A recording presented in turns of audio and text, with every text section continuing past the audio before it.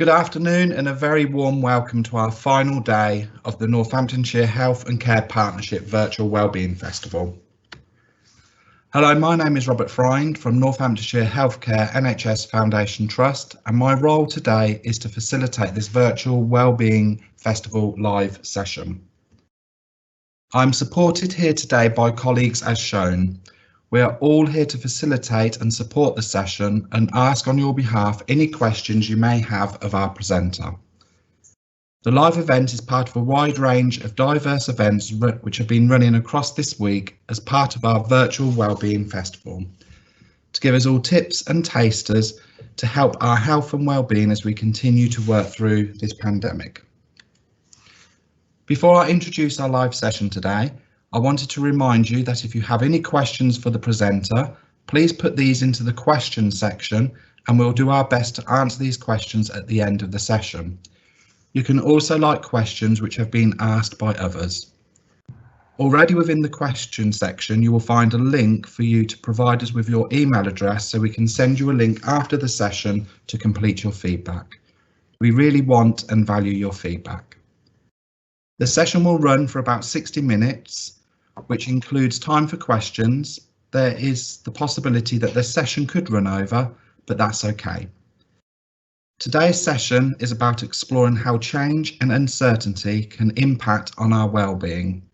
Throughout today's session, we will be identifying stressors and exploring tools and techniques that can be used in everyday life to manage our well-being. The session will be led by Lisa Pearson, Operational Manager for Northamptonshire Healthcare Foundation Trust Changing Minds IAP service. So without any further ado, I will hand over to Lisa.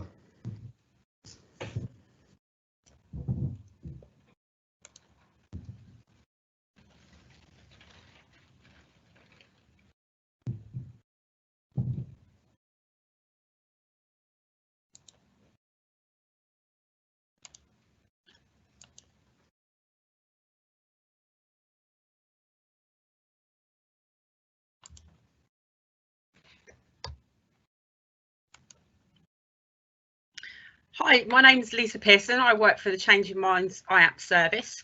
I'm here today to have a conversation with everybody around how they're feeling, how their well-being is being impacted with this current crisis, but also really to just look at some tools and techniques that we can use to improve our well-being, to improve our outcomes of how we're feeling, and really just giving some options to people. What I'm not expecting everybody to do is there's lots of different tools, is to have a go at everything. I think really what I'd like is for people to pick something they feel would be really helpful for them. So and that's sort of where we're at. So the aims of the sessions today is to normalise emotional changes for everybody during this crisis we're experiencing, to learn to identify your early warning signs and be able to make a plan, and perhaps explore some tools and techniques to manage different emotional responses you might be experiencing. So the sort of first question I'd like to ask everybody and want people to think about is the new normal.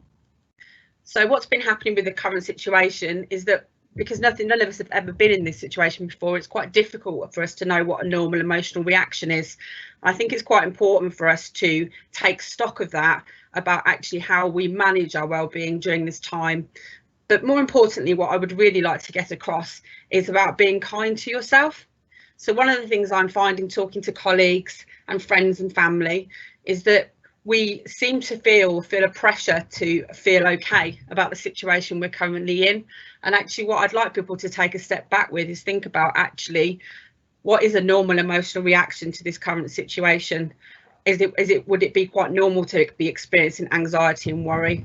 Would it be quite normal for our routines to have changed? And I think it's quite important to give ourselves the space to think about that, but also to let us off in a sense that actually it's okay to not be okay. And I know that's been quite a theme this week in the Wellbeing Festival. I think it's quite important that we consider that as a group and as a community, that it's okay to have a normal reaction to this situation, and that might be different to what you've experienced before. So one of the things I wanted to talk about today is the importance of self-care. So I know there's a lot of buzzwords, especially around wellbeing and mental health, and self-care is one of them. But really, I wanted to discuss with you why it's so important that we prioritise it. So I was talking to a colleague last week about this, and we we're talking about there's a really fantastic plane analogy that we use with people who find it quite hard to prioritise themselves. And what that plane analogy is that if you were on a plane and something was happening, you would always be asked to take the oxygen first, and then for whoever you were caring for, they would have the oxygen next. You need to be well enough yourself to be able to continue in your caring roles, your family and your friends. So actually the importance of prioritising ourselves is really, really key. I think as well we need to think about how we frame that, because we are a nation of people who feel quite guilty if we put ourselves first. We really want to help and be there for other people, and that's really important, but actually there needs to be an element of understanding about how you look after yourself first. So I suppose it's thinking about why it's so hard to put yourself first. Why is it so hard for you to take that time for yourself, when actually we know that for an outcome point of view, for how you feel about yourself, self-care is the most important thing you can do.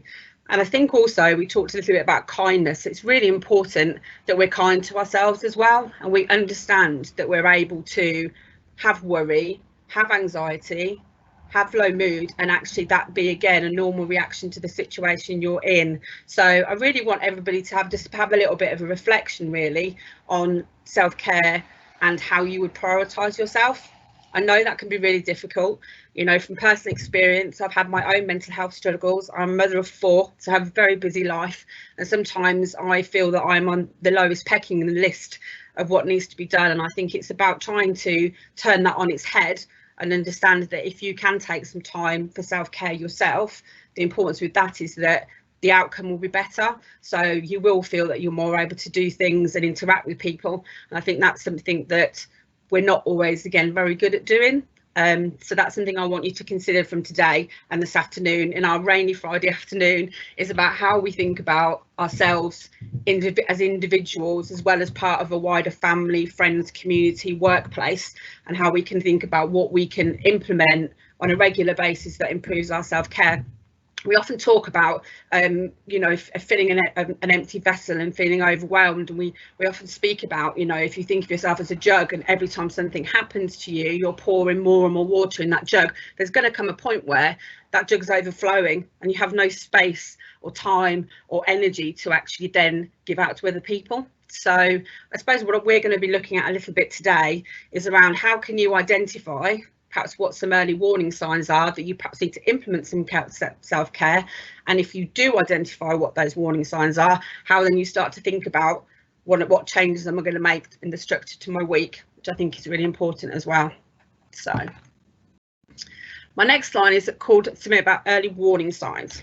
Now, we use a lot of acronyms in mental health, and I know that can be quite daunting for people and actually isn't always relevant. But one of the things I do like, and I work with a lot, and I will talk a little bit about my own personal warning signs, is being able to identify when things are changing for you.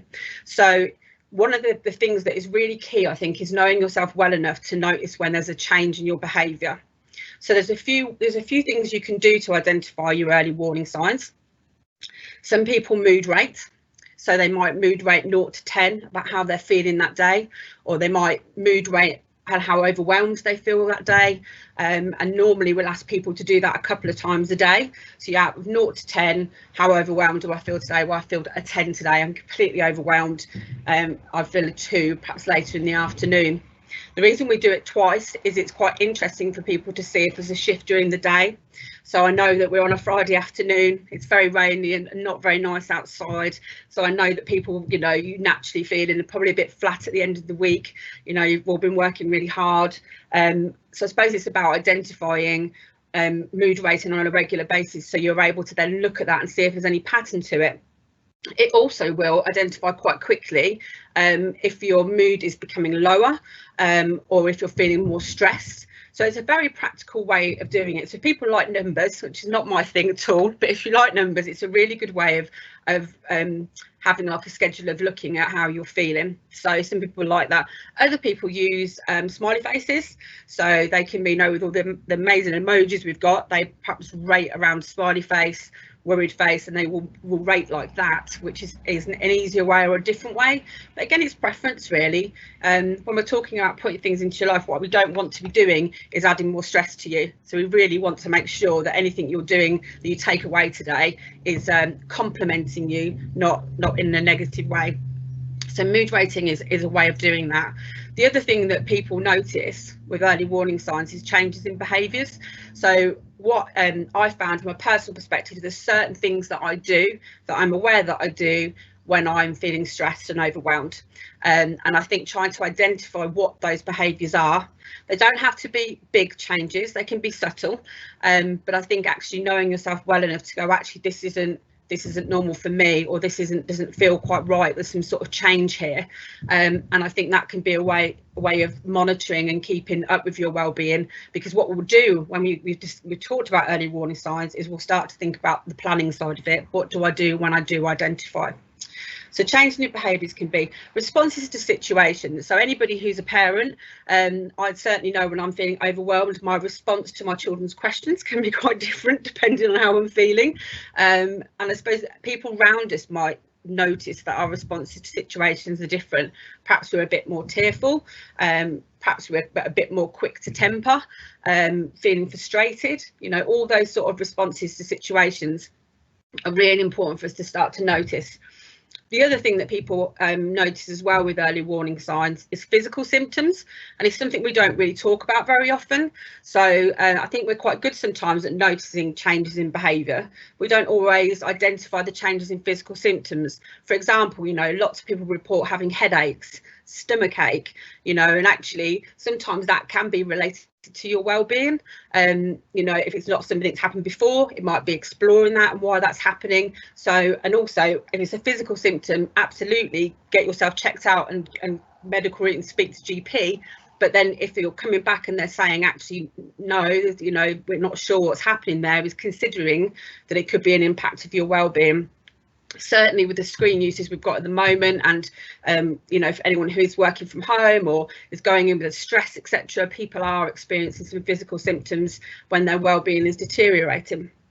So I wanted to talk a little bit about my early warning signs, if you don't mind me sharing them. So I've had my own mental health struggles, and I've really tried quite hard to make sure that I understand myself the best way I can. I don't always get it right, and I'll be the first to say that, and it's not always easy to do. But for me, when I look at my early warning signs, there's three very distinct things I start to do if I'm overwhelmed or stressed. One of them is my sleep changes quite dramatically, so that would be a tick for me. So if my sleep was changing, I'd be thinking, okay, what's happening? Do I need to make any changes?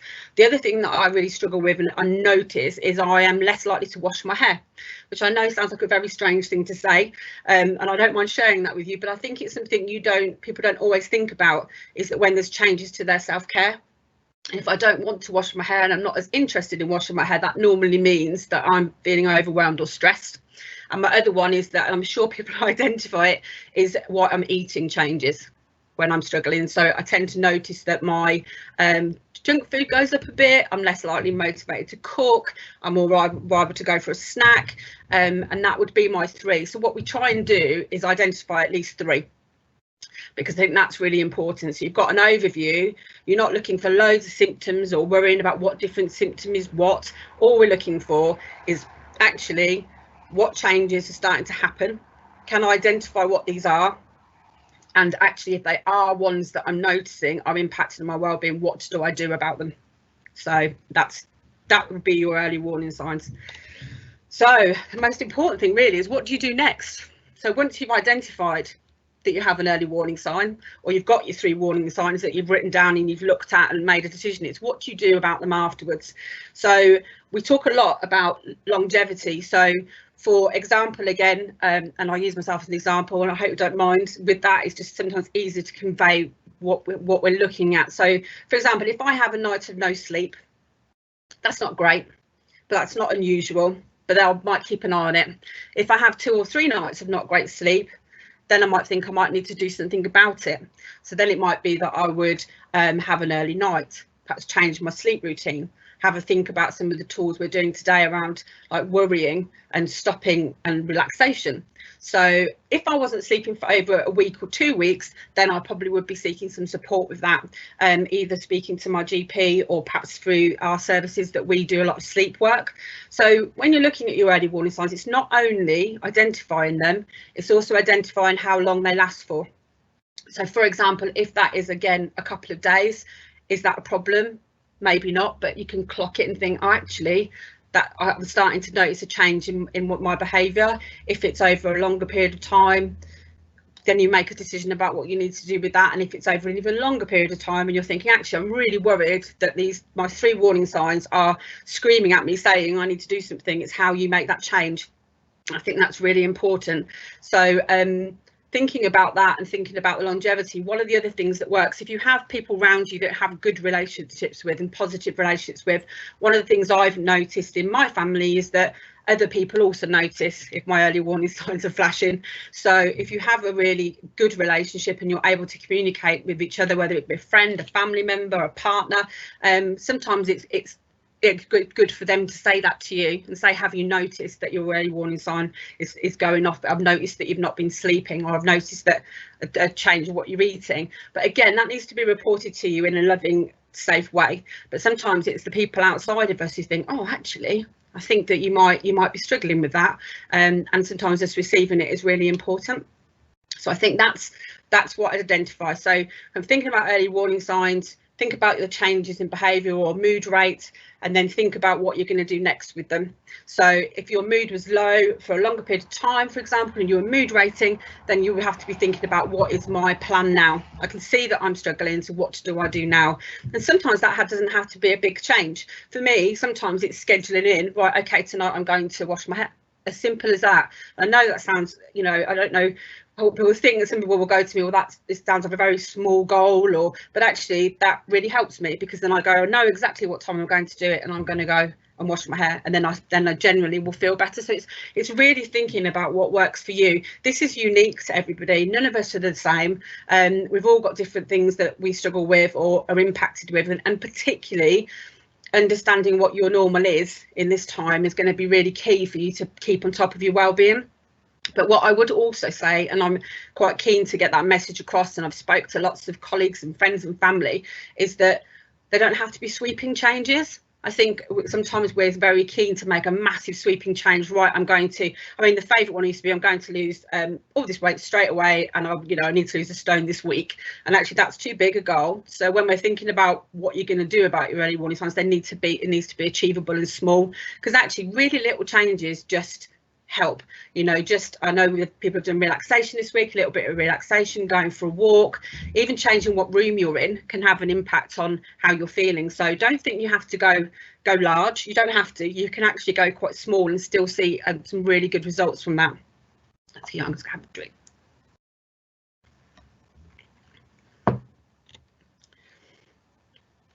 So one of the things I was talking about there with the early warning signs is around goal setting. So I think goal setting is really important. Again, I just want to put a warning out there. We are quite bad, and I'll put myself in that category of setting our goals as massive goals and unachievable goals, and then when we don't hit our goals, we feel really, really despondent, and then that stops us from actually moving on with things. So one of the thinkings from goal setting is small goals, regular goals rather than larger goals. So if you're thinking about things that you want to achieve, you're thinking about early warning signs and thinking, actually, I'd really like to start doing this. It's about breaking that goal setting down, and that sort of fits into like a problem solving model. So when you're thinking about I'm trying to think of one. So I'd like to join a gym, which at the moment isn't possible, but if that was a goal, like to exercise, etc., the goal should be even smaller than that. So the goal should be even, have I got the right equipment? So that could be your first goal for your first week, is have I got the right equipment? Can I get it together? And again, people go to me, but that's so small. But actually, we know when you break it down into little bits, the chance of you achieving the larger goal is much greater than it is if you just try to go from A to B quickly. So I think that, you know, goal setting can be really useful, but we need to do it with a kindness to ourselves and not overset our goals and make them small. And that's sort of the SMART goals, which probably people already know about, making them, you know, much small, measurable, achievable, and time limited is quite important as well. So putting a time frame on them, but again, making them small enough that you can manage them. So one of the other things we do and talk a lot about in my service, and I really like this, is about when you start to problem solve, you get quite a lot of thoughts around all the barriers and can I manage, can I do this, and you can get into quite a negative way of thinking through no fault of your own when you're goal setting, especially, you know, with the current challenges you've got with change, because everything's constantly changing. It's quite hard sometimes to then, you know, when you're thinking all the time, trying to get your thought process in a positive frame of mind, which again is not anybody, you know, doing it on purpose. It's because of the way we're feeling and what situation we're in, and everybody's experiences are different. So we do say something about putting the thought in court, and what that means is if you do get a problem or a thought where you're really not sure what you want to do with it, is it something that you need to be worried about? We talk a lot about the pros and negatives. So a little bit when you go into a courtroom and you have your prosecutor and your defendant, and they argue about what part of that is thought is true and correct. That's sort of what I mean for that. So for people who do like to write things down, doing your two sides of pros and cons on it. Is there any evidence for this? Is there no evidence for this? Sometimes just gives you a process of being able to get to the end point where you feel comfortable with that. Now, for some people, they like to write that down and they use, you know, pen and paper. Some people use computers, and I've seen lots of people put them on notes on phones. But also, when you get really quite good at the pros and cons and is there evidence, is there not evidence with thought in court, you get to the point where sometimes people can just do it automatically in their head. So I think it's a really important technique we can use to get some framework for what we want to do around our goal setting and problem solving. And again, everybody's different. This might not be for you. You might think, actually, you know, that spending too much emphasis on my thinking would actually not be a good thing, and that's okay too. I think what I'm trying to do today is to give you lots of different techniques and tools that you can use and put in, but they need to be tools that will add and help with you for you, not tools that are going to add more stress for you. So for example, if you are somebody who writes and writes and writes reams and reams and wants everything to be just right all the time, that might not be a good technique, because what you might find is you spend so much time putting the thought in court that you actually don't get to an outcome. But for somebody perhaps who doesn't think like that and has a different idea about how they do things, that might be a good one for you. So I suppose it's just remembering that everybody's different. So I know there's been some relaxation this week, and I'm all about easy wins. I think that's something that I talk about a lot, both for me, my family, in my workplace, is that small things you can do that can get you to where you need to be quite quickly. So this is a grounding exercise, and what grounding means is what basically it does is it brings you back to the beginning. So it's very much based on a mindfulness technique. So when I would advise people to do this, or when I've used this myself, is normally when I'm feeling quite overwhelmed with things. So maybe you've opened all your posts and there's lots of bills there. Maybe you've had a phone call from a family friend and who's very worried and upset. You know, you've perhaps taken something on and you just need that moment to be able to go, actually, I just need to breathe. And this is what this technique is. It's also quite useful because you can, I mean, if you do suffer from road rage, I know lots of people are in cars, it's something you can do anywhere and nobody would know you're doing it. So we're thinking about the changes that happen coming out of lockdown and getting out more than we have been, and the concerns and worries there are around that, and social distancing. This is something you could do in a queue if you were waiting to get into a supermarket. No one would know. You can do it in your head. And the idea is what you're using is your senses. So when we use our senses, we know that it's much more difficult for our body to be concentrating on our anxiety or our stress. So it gives you that option. So it's really simple, and you can move things around if you want to. But basically, all you're wanting to do is you think and go 5 things you can see, 4 things you can feel, 3 things you can hear, 2 things you can smell, 1 thing you can taste. So I'm going to have a go at it now, and if everybody else wants to have a little go, wherever they are listening, and see if you can do it. So if I was to say 5 things I can see my water bottle, I can see my window, I can see my curtains, I can see my table, and I can see my glass. So 4 things that you can feel. I can feel the wind. I can actually feel the rain as well, because it's coming through my window at the moment. I can feel my feet on the floor, on the carpet, and I can feel my arm is on an armrest that's quite spongy. 3 things I can hear. I can hear the wind going through the trees. I can hear a car. And surprisingly, it's quite quiet in my house with the kids here. I can hear them as well. And I can hear my windows rattling. 2 things I can smell. I can smell the grass because it's been raining. And these cars just come past. I can smell the car as well that's gone past. And 1 thing I can taste. I've just drunk some fizzy 7-Up, so I can taste that in my mouth. So, you know, even me just talking them through, you can see how it automatically starts to slow you down a little bit and makes you really, really consider your environment. So it's something that I would recommend people use and have a go at. Generally, people have no problems with it. Some people find it's quite hard to relax to do it. It's a practice thing, a bit like mindfulness. It's have a go and see. But again, I think it's, again, the importance of, if it's not for you and you do it a couple of times and it doesn't work for you, you don't use it, find something else. So again, it's this having this choice about what we're using. So that's a grounding exercise. So another thing that we talk a lot about is positive journaling.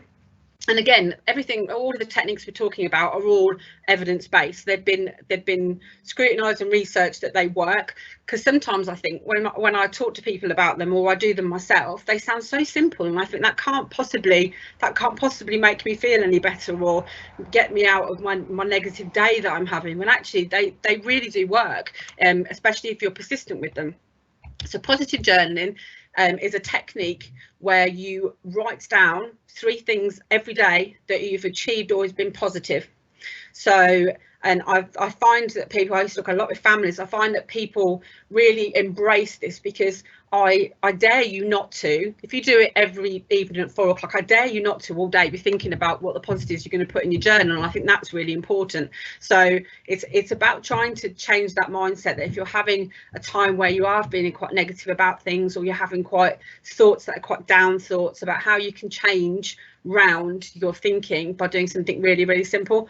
It's not going to change completely how you feel about yourself. It's not like revolutionary in that sense, but what it does do is really challenge you with your thinking.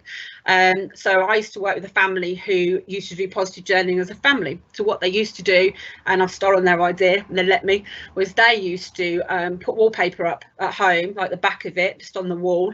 And then when their children came home from school and they came home from work, they would write their 3 positive things down on the actual wall. And what they found was that they certainly had a teenager living with them, that they didn't really communicate what was good, and all that was really talked about was what was perhaps negative, because that's what you needed to problem solve. And this really gave some insight into how the children are feeling, how the adults are feeling. And I think it's really important. You can do it as a couple as well if you want to, but you don't have to.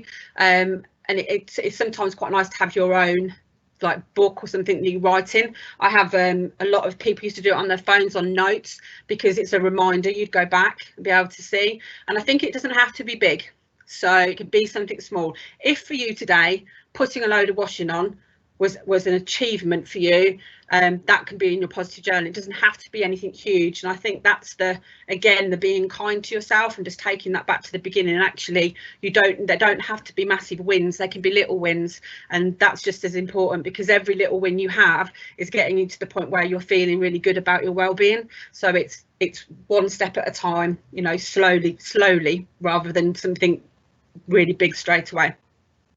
So I think we sort of talked about how to put it into practice. It's very much again about having the tools, making sure you've got it there, and making sure you do it on a regular basis. What I would say is not to do it before you go to bed, because if you've had a particularly bad day, sometimes that's quite hard then for you to think of those positives. If you can do it at the same time every day, that's brilliant, but I know we're all busy people, so that's not always possible. And just even, you know, one of my patients used to put a reminder on her phone to do it, and that really worked for her, because when you're very busy trying to remember to do it, isn't, and it actually keeps a record for you. So it means that you can go back and look at all the positive things that you've done and achieved over a period of time, which I think is really important too.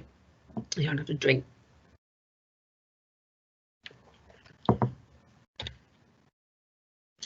I'm a bit biased about this one because this is one of my favourites. So this is the stop technique.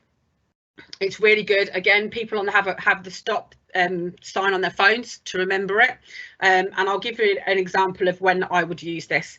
So let me think. So if I'm cooking dinner, you know, and the kids are about, I've tripped over the dog, I'm burning my spaghetti, and I'm just feeling completely overwhelmed, this is a technique I would use as a mum, and because it really works. So the first thing I would do is stop what I'm doing, even if that means you have to turn off the cooking, even if that means you have to walk away from something for a moment. It's so important for us to take responsibility and ownership that we're allowed to go, I just need to stop.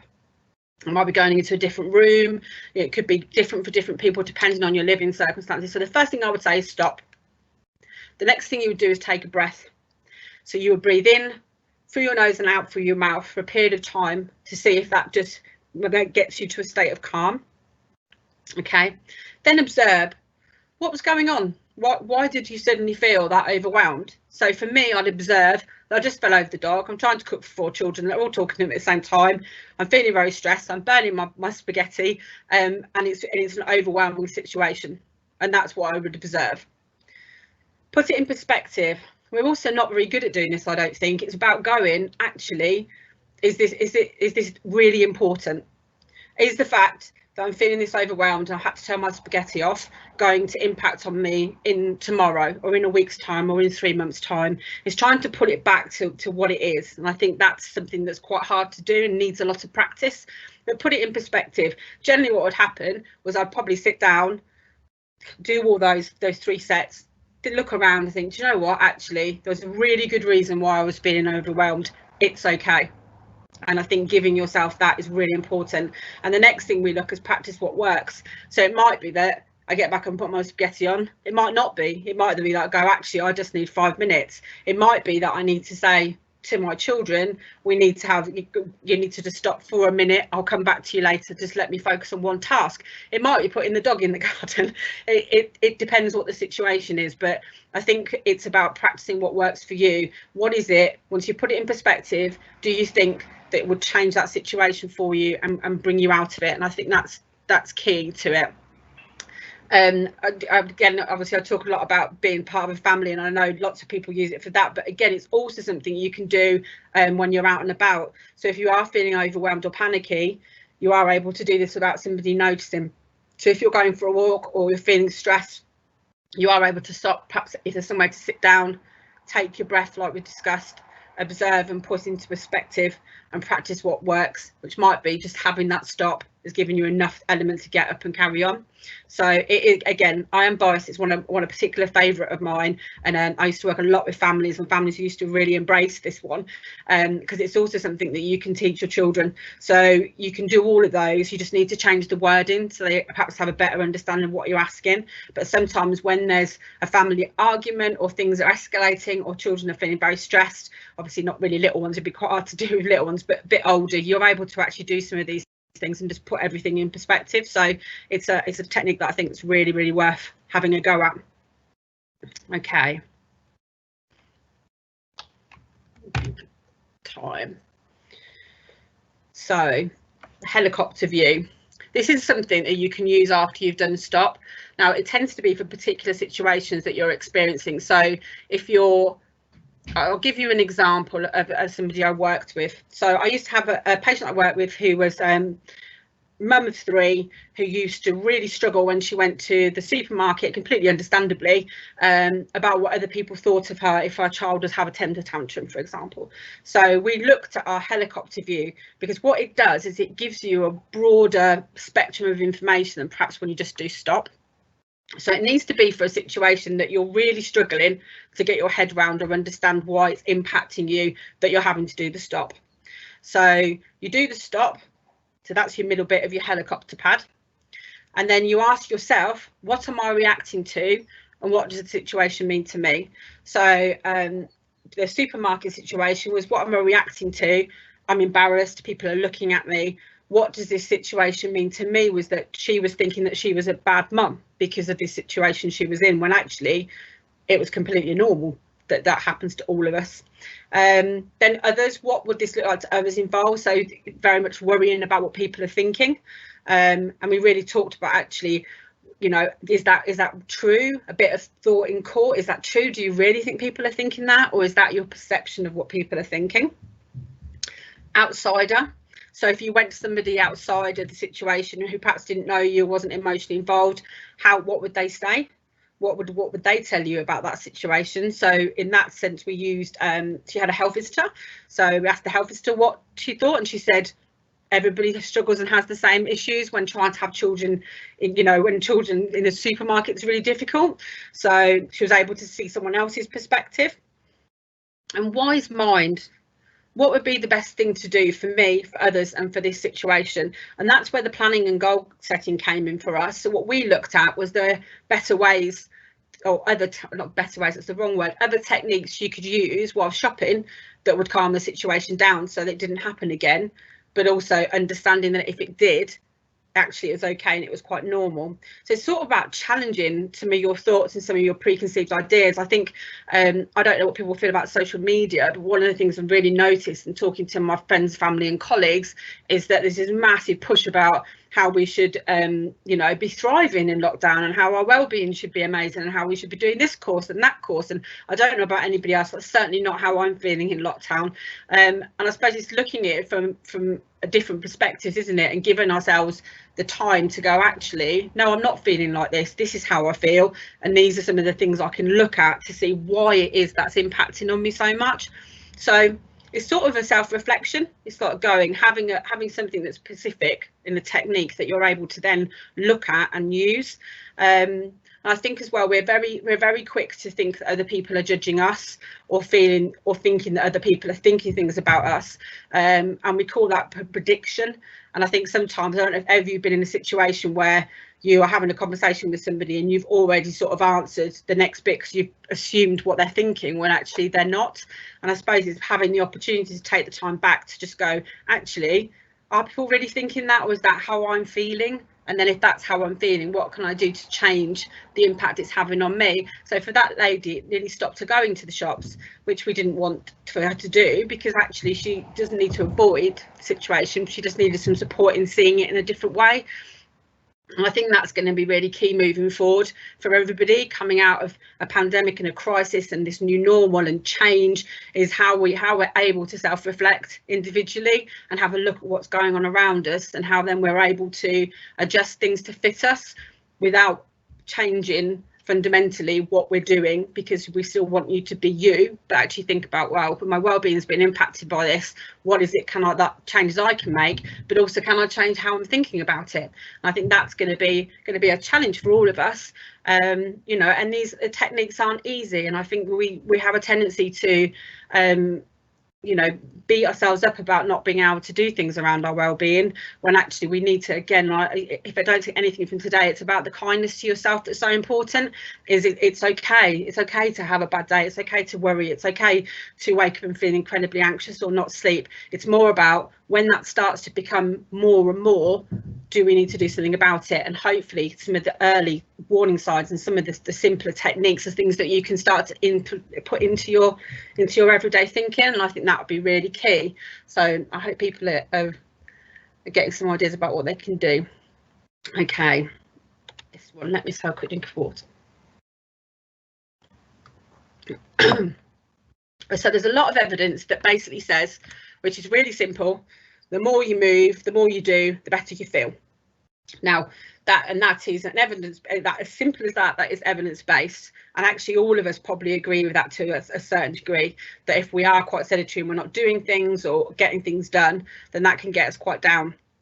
In our service we do something called behavioural activation, which I love that name, but really all it is scheduling. So a lot of times there's two types of people that come to me, and one type of person would be a person who'd have their timetable down to an absolute T all through the week with no time or space for themselves to do anything. And other people who come for me who have perhaps had quite low mood and were thinking that actually they'd stop doing and avoiding a lot of the things they've been doing before. This sort of links into your early warning signs. So if your early warning sign is actually you start to do more and more and more and overcommit, behaviour activation is something you could consider. But then also if it's the opposite and you're avoiding situations, avoiding socialising, avoiding speaking to people on the phone, all of those things that are different for you, then you could use BA as well in a different way. So basically the premise of behavioural activation is that it's a timetable schedule. It shouldn't be overwhelming, there shouldn't be too much in there, but what there should be is 3 different activities. So there should be pleasurable activities, things you enjoy doing. There should be routine activities, things like hoovering, washing up, and necessary activities like paying bills. And what we look at when you do a schedule is around how you balance your week. So what tends to happen when I'm talking to people, and I know I'm like this, the first thing to go is your pleasurable because you don't have time. And then sometimes your routine goes and you literally just concentrate on your necessary because that's things you have to do. So what we try and do behavioural activation is get a balance for everybody.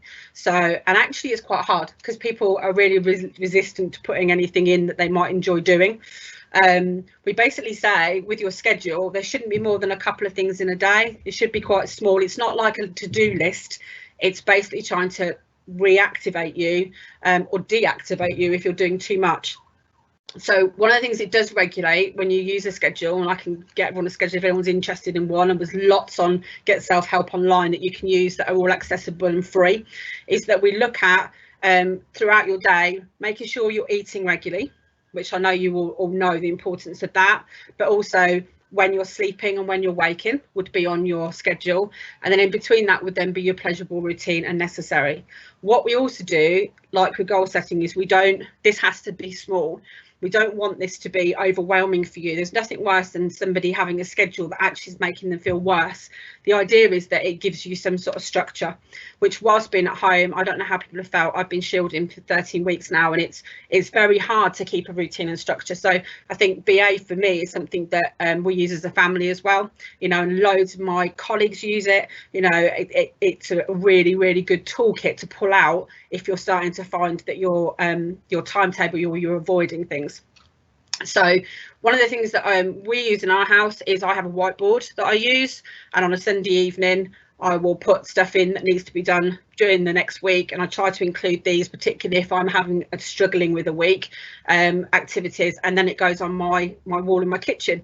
And one of the things we found really useful is if people can see what you've got on there and what you're doing, it can really help you to be motivated to complete it. So if my pleasurable activity on a Tuesday evening is having a bath, for example, my partner might say to me, oh, you've got on your list that you're going to have a bath tonight, and that then motivates me perhaps more to do it. Otherwise, what tends to happen is you again go back to the necessary, and you're not doing the routine and you're not doing the activity stuff. So I think it's quite important that you have that balance in your week. Again, just warning signs. Again, I don't want this to be prescriptive. It's meant to be something that helps and supports you, and it's like using a diary a little bit, but not as a to-do list. It gives you some schedule, some sort of idea of what your week's going to look like. It also gives you balance. So if you've got a lot of stuff in one week, it might be how you move things around to make sure you're not overwhelmed. So it can be a good visual cue for people.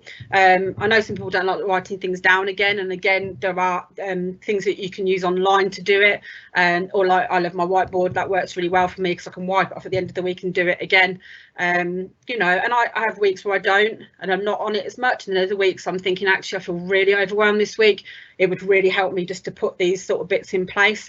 And I suppose that's the theme of this session, isn't it? There are things you can try that shouldn't be time consuming, but actually could make a massive difference to people. And we know, again, certainly if you're not doing as much as you used to, having some routine around that is really important, and can get you back to where you need to be, in a sense. So I hope that makes sense. I'm quite happy at the end for any of these techniques if you want me to go through them again, or you want me to explain them in different detail, or if you've got questions about them, I'm happy to try and answer them for you. Okay, so coming really to the end of the session, what I put on here is what does IAPT offer. So I wanted to talk just a little bit about what we do and what service I work for, and not just because I work for the service, but because I'm quite passionate that we've got a service out there, and we've got a service out there that can support anybody in the general public around their mental health. So what does IAPT offer? IAPT is an acronym for Improving Access to Psychological Therapies. It's an acronym that was picked up by the government. It's not our acronym, and I think sometimes it confuses people what it means. So what does I offer? Why I put it in the next steps is if you are having early warning signs, if you do identify with some of the work that we've done today and looked at, and you're thinking, actually, I just need a little bit more support with that is something that we can offer you and we can support you with. So we have many different guises that our therapy looks like. We have something called Silver Cloud, which is computerized cognitive behavioural therapy. We have lots of different programs on there, from money worries to worry to anxiety, lots of different ones. We also have a COVID specific module. So if people are feeling at this time that this particular situation is impacting on their well-being, you are able to be able to go on our website and to sign up. So we have a self-referral form for Silver Cloud, where you are literally just able to, if you go onto NHFT Changing Minds sites, you're able to just sign up to today, and you'll get access to treatment straight away. And again, it's more about, even if you want to have a look and see if it's something that you think would help, we do a sleep one as well. So I suppose what I'm saying is, if anything's come out of today and you're thinking, actually, I'm quite interested in these techniques, or I might need a little bit more support with lockdown changing, or there's been changes to the way I'm working or my family, you know, we are there as a service to help and support you. We work with what is classed as common mental health problems, but actually within that is stress as well. And I think it's quite important that if you're feeling stressed and overwhelmed, you don't necessarily need to put a label on that or a mental health label on it, but doesn't mean that you can't access support. So we do Silver Cloud. We run a COVID webinar, Managing Anxiety, which again you can self-refer on our website for, which covers looking at how you manage your anxiety with this current situation, but over a longer period of time the sessions are than what perhaps we've managed to touch on today. The other things to think about that we do telephone treatment. You can ring and self-refer to us. All our treatment is CBT based or cognitive behavioural therapy based. So it's very much about thinking about your thoughts and your behaviours and how that's impacting on how you're feeling. It's a collaborative approach, which I think is important to say. So what we're doing is we're trying to work with you rather than the old prescriptive, we're going to tell you what to do, because that doesn't work. What we need to know is which tool or technique works best for you, and the best way to do that is to do that together. So we work Monday to Friday. We have a phone number you can ring, a self-referral form, you can get in touch with us. And I just really want to say to people, it doesn't matter if you're staff, if you're colleagues, if you're first sector, it doesn't matter what background you've come from or what background you're experiencing. We're all in this together, and we're all in the same situation, and it's impacted on a lot of us in ways that we perhaps have never experienced before. And there is no shame or judgment in coming and accessing some support for that, because I think that's really important for you to identify that, particularly early on. If you've done the early warning signs today and you're thinking, actually, I'm a bit concerned that actually I am struggling more than I thought I was, and yeah, and I would say have a go in that sense. Come and see us and see what we can offer. And I think that's an important part of what I wanted to say at the end, because we have been looking at so many different techniques.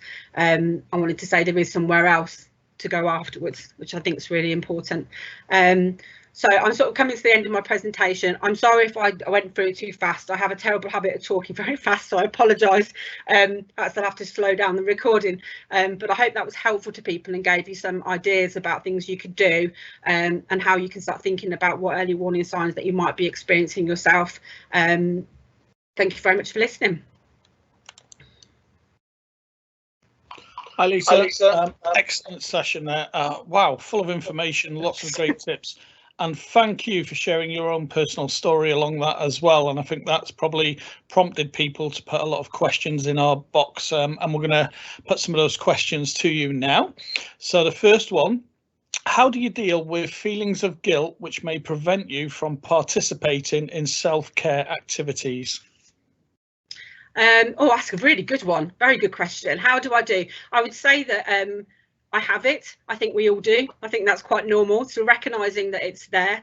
But I think what I always think about is that analogy that if I was on a plane and it was going down, actually, if I didn't have that oxygen, I wouldn't be able to help anyone else. So I suppose it's really thinking about what the benefit of it is. So by you taking half an hour of self-care, what benefit is that for the whole of your family, your workplace, your colleagues and yourself? So it's that vessel again, isn't it? It's about the importance of, you know, emptying out that water. I always used to say it's like your brain becomes so full and everyone's, you know, putting their piece in there, and, you know, somebody, you know, child fell over, burnt the dinner, and it's all filling up right to the top. And then when something happens, there's no room for you to be able to think about it or process it properly, and that's when it starts to impact on you. But if you think about half an hour of self-care lowers that in your brain to give you that space in the top of your head to be able to deal with some of those issues that are coming up for you, that's it's all about actually the benefit of it for you is also the benefit for everybody around you as well. Lisa, thank you so much for that. Our next question is, how can you support people who are in denial about their stressors and you know these are having a negative impact on their well-being and the family's well-being? Well, that's a tough one as well. I've had a few people come to me who've had that issues with family members who have surreptitiously left leaflets around IAPT, but I wouldn't advise that. But I suppose it's the challenging, isn't it? They're having a sit-down conversation and perhaps even asking if they're okay. I know that's really challenging sometimes with people, but actually acknowledging. Sometimes what I found, and I've certainly found this in my family, is because I made changes for me and my well-being, and people around me started to notice why I was doing it and started going, well, what are you doing that for, or what's that you're doing, and actually then started to think about their own well-being too. So if you were doing mood rating, for example, and you're having contact with that your family member or your friend, and they're saying, actually, I'm going to do some mood rating to see how I'm feeling, they might actually jump on board with you. You'd be surprised. I think sometimes it's that acknowledgement that if it's okay for you to look after you, then that person might recognise that it's okay for them to acknowledge there's something going wrong there. Thanks, Lisa. Very detailed once again. I've got a couple of comments and then a question for you. Someone has said that they're loving the grounding technique, and someone says, thank you, Lisa, finding this really useful. The stop and noticing the things around you technique is something I've been used a few times with friends and has been really helpful. So the question I've got for you now, is there any particular resources we can access around some of the techniques you have mentioned today? Well, I would sign up for Silver Cloud because generally a lot of that is on there and it's accessible. There's two options with Silver Cloud. If you want to go onto Silver Cloud and you're not particularly, you know, you're just wanting to investigate a little bit more about your well-being, there is a process when you self-refer that someone will contact you and you can say to them, actually, I just want access to the program. I don't necessarily need any extra support from the service, and we leave you with the programs. So you are able to do that if you're thinking, oh, actually, I'd just like to dip my toe in, but I'm not at a point where I actually need some one-to-one support. So you can do that. Get Self-Help is a really good website. You're able to use a lot of the techniques are on there, stops on there. In fact, if you go onto there, I know it's difficult because we haven't got access to printers, but they have actually got little stop business cards that you can just put into your wallets and stuff. I find quite useful. So they're a really good resource, and anything on Mind's website as well is excellent around techniques you can use, or, you know, come and see us. That would be the other thing. Refer yourself to us and we can do some more work and explore some of those techniques and other ones that we've got that we can use. Brilliant, thank you, Lisa. So we've got another couple of comments to finish on. So our first comment is, I've used the helicopter view before and found this so beneficial exploring other perspectives, which is great. Our final comment before we hand back is, great tips to help post-COVID. We are all going to be learning to adapt to this new world and way of living. What top tip would you give us all who are feeling anxious about the relaxing of lockdown? Oh, top tip. So I suppose again I'm going to try and draw a little bit on my own experience. So I've been quite honest. I've been shielding for 13 weeks. I haven't left the house, so I can understand people's anxiety about going out. I think it's taking it slow, really taking it slow. Do not expect yourself to be able to just go out, you know, is actually quite scary going. I mean, I don't particularly struggle with social anxiety, but it's quite scary going out with lots of people about. I think make your goals very small and do it one step at a time. Use your grounding technique if you're starting to feel anxious, and take it one day at a time, and don't feel under pressure to restart everything straight away, I think would be what I would say. Wow, thank you, Lisa, for sharing such an insightful and thought-provoking session about managing our own well-being. And as Dave said as well earlier, sharing your own personal experiences has really helped to bring that to life for us. And I think all those different top tips that you're sharing, we're all going to be able to take something away from the session. It was great to hear how we can access your service, and that there's no shame in accessing this support, which is really important as well to remind people. So I think that was really great to hear that as well. I'm sure everyone who's online will join me in thanking you for taking the time to join us today and sharing your learning, insights and experience. And I'd also like to extend my thanks to all of you who have asked questions during this session, and to Lisa for giving us such detailed responses, which I'm sure we'll find beneficial and definitely helping us coming through this pandemic as well. So thanks for that, Lisa. You're welcome. We are running a prize draw over the course of this week. In order to enter the draw, you will need to share your feedback for this session with us. Your feedback is valuable. Please click on the link in the questions section to provide us with your email address so we can send you a short feedback form. Remember, feedback is a gift and completing the form will only take a few minutes. My colleagues have just posted the link in the question section. Remember, completion of the feedback form gets you entry into the prize draw, and as they say, you need to be in it to win it. I'd like to say a massive thank you to those behind the scenes who have been helping. And finally, a thank you from all of us here to all of you for the amazing hard work, determination and commitment, not only during this pandemic, but every day making a difference to the people you're supporting.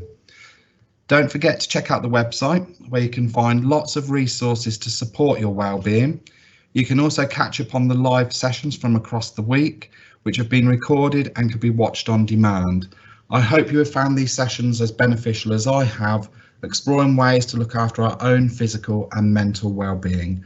Finally, a thank you from me to you for tuning in, and most of all, enjoy the rest of your day and stay safe.